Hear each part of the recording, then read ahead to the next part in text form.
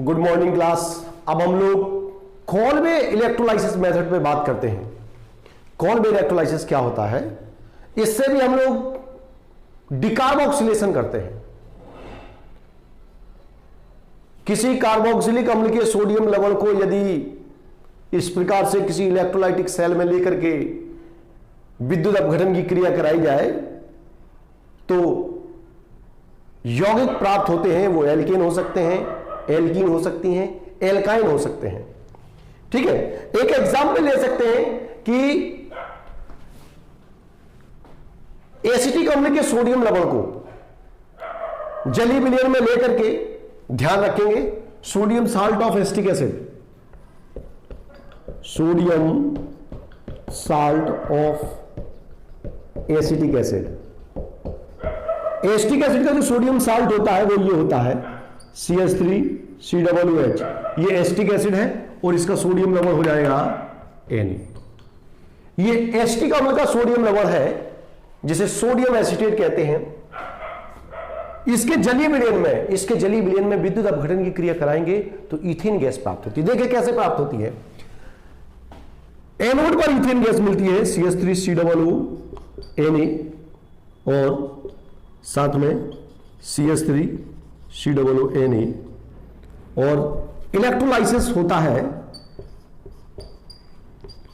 Kolbe electrolysis, और जो reaction होती है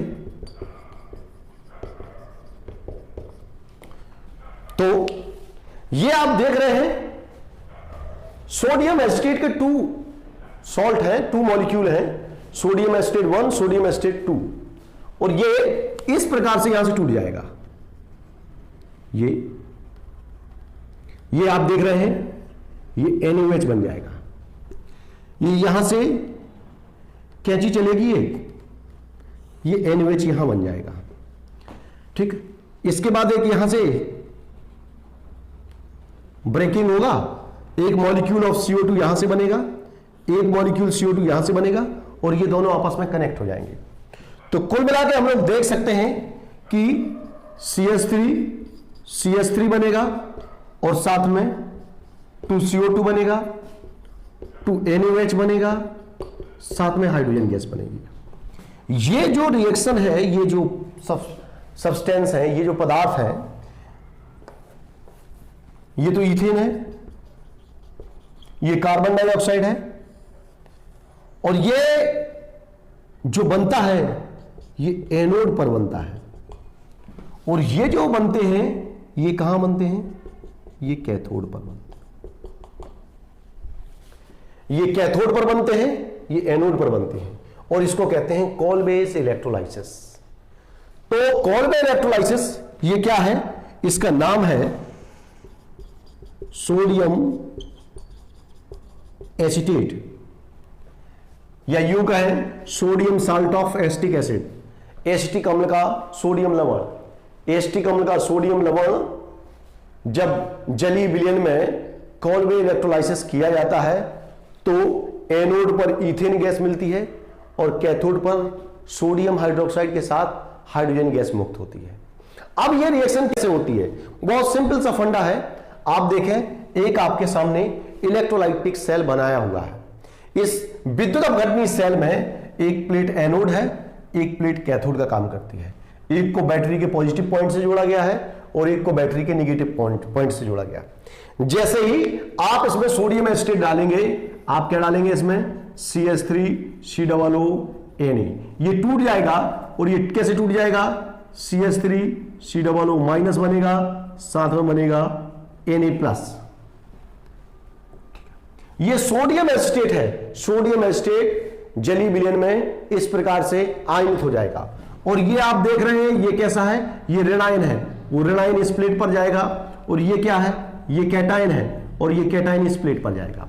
ये एनायन इस प्लेट पर जाएगा एनोड पर, और कैटायन कैथोड प्लेट पर जाएगा, और यहां पर रिएक्शन करेगा।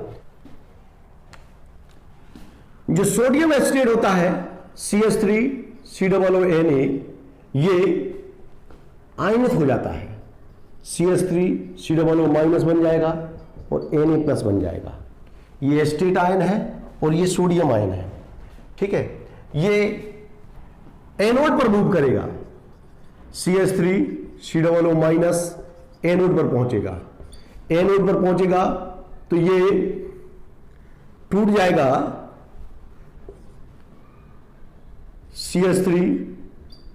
CH3 बनेगा, 2CO2 बनेगा, 2 इलेक्ट्रॉन।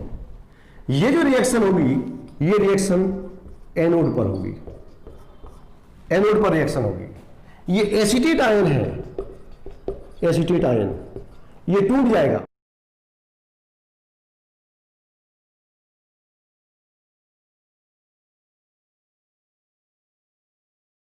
जल के टूटने से, जल के वियोजन से, H2O के वियोजन से H प्लस बनता है और OH माइनस बनता है। ये OH माइनस सोडियम के साथ मिलकर के NaOH बनाएगा। जो H प्लस आयन बचता है, ये H प्लस आयन ये इलेक्ट्रॉन लेकर के H2 गैस बनाएंगे और ये रिएक्शन कहां होती है? ये रिएक्शन कैथोड पर होती है। तो हम लोग देख सकते हैं, अगर इस पूरी रिएक्शन को जोड़ दिया जाए तो अभी जो हमने पहले रिएक्शन लिखी थी वही रिएक्शन हमें पुनः प्राप्त हो जाएगी। वाटर मॉलिक्यूल 2 लगेंगे तभी तो 2H प्लस मिलेगा, 2H प्लस 2 इलेक्ट्रॉन लेकर के हाइड्रोजन गैस बनेगी। तो कुल मिलाकर के कैथोड पर हाइड्रोजन गैस के साथ साथ क्या मिलता है? NaOH मिलता है। एनोड पर ये इथेन गैस है और कार्बन डाइऑक्साइड मिलती है। ये जो इलेक्ट्रॉन निकले वो यहां कैथोड पर इस्तेमाल हो जाते हैं और हाइड्रोजन गैस में परिवर्तित हो जाते हैं। तो कुल मिलाकर के इस रिएक्शन को हम लोग कैसे मिनिमाइज कर सकते हैं ये समझ लीजिए। इस पे ध्यान भी रखना है कि देखो, sodium acetate CH3 COO Na और वाटर मॉलिक्यूल, ये वाटर मॉलिक्यूल है, आप लोग समझ लें, बस इतना पर्याप्त है। ये देखो कॉल्बे इलेक्ट्रोलाइसिस, कॉल्बे इलेक्ट्रोलाइसिस एक कैंची को काटने का जैसे काम करता है। ये देखो, एक तो यहां से कट लगेगा, एक आप यहां से देखें, ये आप देख रहे हो, ये NaOH बन गया, ये NaOH बन गया। हमने अभी बताया था NaOH कितने बनते हैं? 2। और ये क्या बन जाएगा बेटा? ये हाइड्रोजन गैस बन जाएगी। ये यहां से एक और कट लगता है, 2CO2 बन जाएगा, एक ऊपर वाला एक नीचे वाला, और ये दोनों आपस में जुड़ करके इथेन बन जाएगा। तो ओवरऑल आपको मिलेगा क्या? CH3 single bond CH3, 2 molecule of CO2, 2 molecule of NaOH and hydrogen gas. ये सारी चीजें आपको यहां मिल जाएंगी। ठीक है, तो ये ध्यान रखेंगे, ये है सोडियम एसीटेट, ये सोडियम एसीटेट है। सोडियम एसीटेट के जलीय विलयन का कॉल्बे इलेक्ट्रोलाइसिस, ध्यान रखेंगे, कॉल्बे इलेक्ट्रोलाइसिस। कॉल्बे इलेक्ट्रोलाइसिस करने पर एक इथेन मिलेगा और CO2। इथेन और CO2 जो मिलते हैं वो कहां मिलते हैं? एनोड पर मिलते हैं। और NaOH और हाइड्रोजन कहां मिलते हैं? कैथोड पर। ये एनोड पर और ये कैथोड पर मिलते हैं। तो क्लियर? तो इतनी बात क्लियर हो गई होगी। कॉल्बे इलेक्ट्रोलाइसिस में एक इलेक्ट्रोलाइटिक सेल लेनी पड़ती है। जो सॉल्ट होता है, कोई भी सोडियम सॉल्ट हो सकता है या पोटेशियम सॉल्ट ले सकते हैं और उसका इलेक्ट्रोलाइसिस कर करके हम लोग एल्केन प्राप्त कर सकते हैं।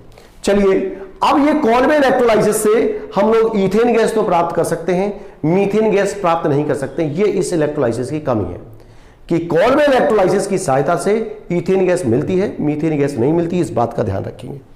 इसके अतिरिक्त एथीन और एसिटिलीन गैस कैसे प्राप्त करते हैं वो भी देखते हैं।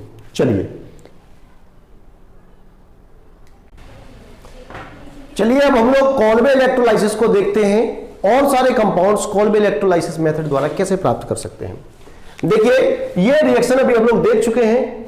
इथेन की प्रिपरेशन के लिए हम लोगों ने इस्तेमाल किया था, इसका नाम है सोडियम एसीटेट। सोडियम एसीटेट का जलीय विलयन है और कॉल्बे इलेक्ट्रोलाइसिस किया हुआ था। तो हम लोगों को कॉल्बे इलेक्ट्रोलाइसिस करने से, ये हमने आपको बताया था ना कैसे ये टूट जाता है। ये यहां से टूट जाता है, एक बार यहां से टूट जाएगा और एक बार यहां से टूट जाएगा। जब ये दोनों टूट जाएंगे तो आपको ध्यान होगा, हमने बताया था हाइड्रोजन गैस यहां रिलीज हो जाएगी। NaOH यहां 2 NaOH निकल जाएंगे। चलिए, 2 चीजें। इसके बाद यहां 2 मॉलिक्यूल ऑफ CO2 निकल जाएगा। CO2 गैस निकल जाएगी, और ये CH3 दोनों के बीच में कोई बॉन्ड नहीं है, यहां एक बॉन्ड आ जाएगा।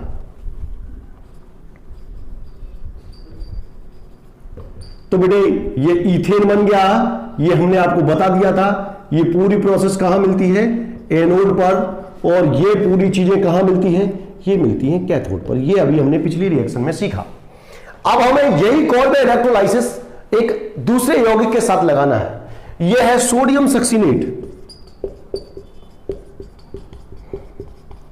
ये सोडियम सक्सीनेट है, और सोडियम सक्सीनेट का एक्वस सॉल्यूशन है, जली विलयन है।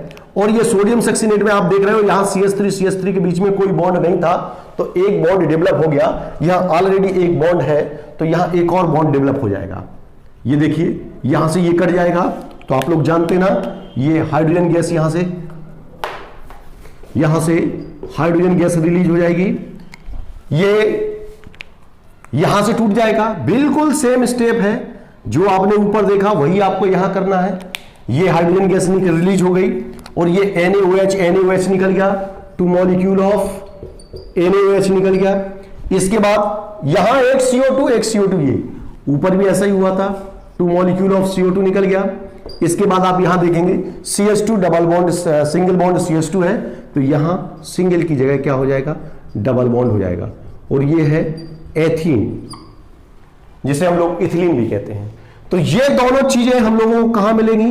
ये मिलेगा हम लोगों को एनोड पर, और ये दोनों चीजें हमें कहां मिलेंगी?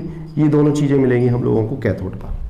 ठीक है, ये सोडियम हम लोग कंक्लूड कर सकते हैं कि सोडियम सक्सीनेट के एक्वस सॉल्यूशन, यानी सोडियम सक्सीनेट के जली विलयन का विद्युत अपघटन कराएंगे तो एथीन गैस मिलती है।